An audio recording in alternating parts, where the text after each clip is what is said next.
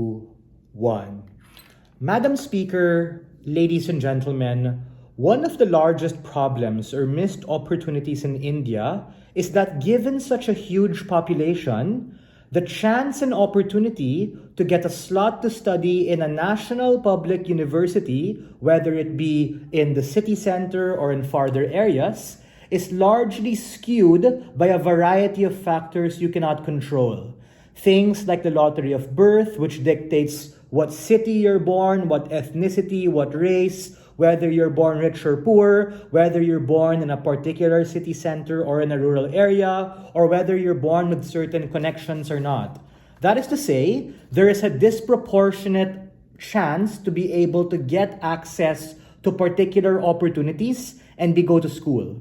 There are a couple of problems with the current national public university absent this particular policy. A, we have a disproportionate representation of students from city centers with a larger population, often wealthier ones, like that of Mumbai, Delhi, Chennai, and Hyderabad, at the expense of other poorer or farther flung areas in rural cities to be able to get access to these particular schools within the city center.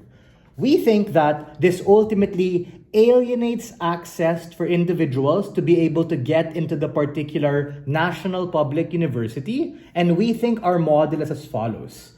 Uniquely, the state-wise admission program does the following. Number 1, it maximizes university slot vacancies as opposed to, let's say, waiting for that slot to get naturally filled or waiting for someone within the nearby locale of that already populated city center to be able to be a candidate and get that slot. I'm referring to an opportunity cost of vacancies. Number 2, we allow proportional state representation with respect to the population and the whole country at large to be able to get specific slots and placements for people of different backgrounds, areas, ethnicities, given that these particular individuals are from certain states, provinces, and districts which either have a lower GDP per capita, a lower literacy rate, which often increase in severity the farther you are outside urban city centers. We want to give the very people who need it the most access.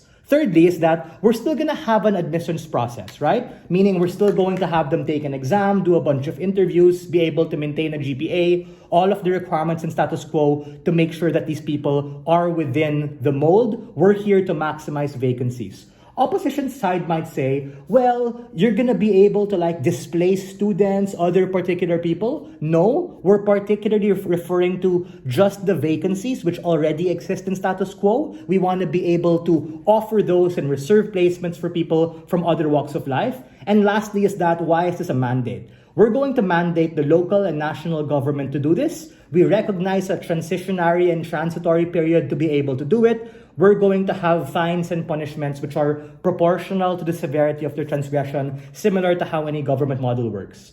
3 things coming from opening government. Why is this just? Why is this effective? And why do we need this model as opposed to other alternatives that we can have in status quo to be able to particularly help individuals?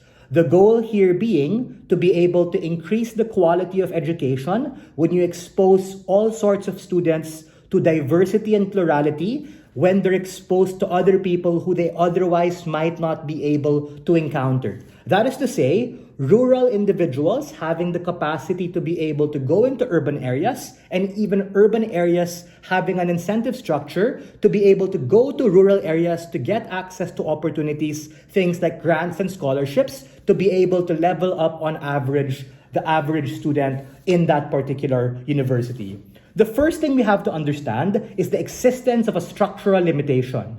We on opening government believe that access to education, particularly tertiary education, should not be a privilege, but is a right. Something that people for far too long have not had particular access simply because of where they lived, simply because of the resources they had capacity to.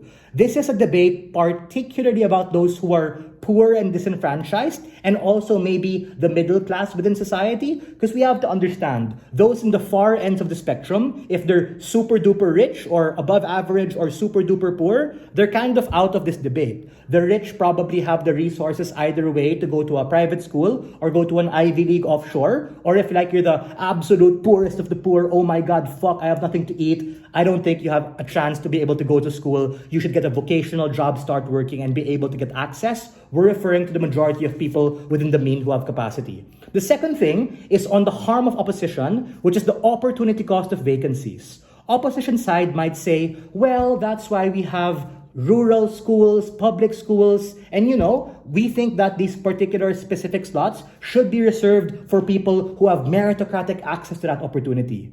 We think the nuance to this debate that they have to deal with is on the opportunity cost of vacancies. That is to say, what's likely to happen on their side of the house is that this particular slot is not filled at all, and it's just collecting dust because no one's there, and as a consequence, you're not able to maximize the cost per student in a particular university. Or B, you arbitrarily give it off to someone of proximity, someone by birth lottery who had a chance to be able to go there and gets that slot, as opposed to someone else who might be just as deserving or even more deserving. What is the comparative? The comparative is that when you failed another individual who probably can work as hard and maybe even harder, that person has a chance to be able to change their life when they're able to go to a state university or college.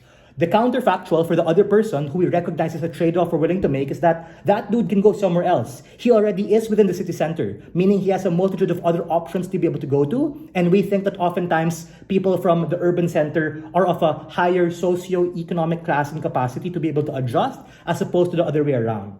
We think uniquely the intuition pump here is this is actually similar to those DEI quotas they already have in things like Ivy Leagues, like Harvard, Oxford, or INSEAD, whether or not these people acknowledge it, right? Meaning, in INSEAD, for instance, they do have certain slots for people who are non-white individuals, people like myself from the Philippines. One of my debate partners before got a scholarship there because he was from the Philippines. And we think that the same logic definitely can apply to India, wherein the people from the farther flung areas who need access to opportunity are the very people who need and can benefit the most. And we think the government should make that possible. We are very proud to open this debate.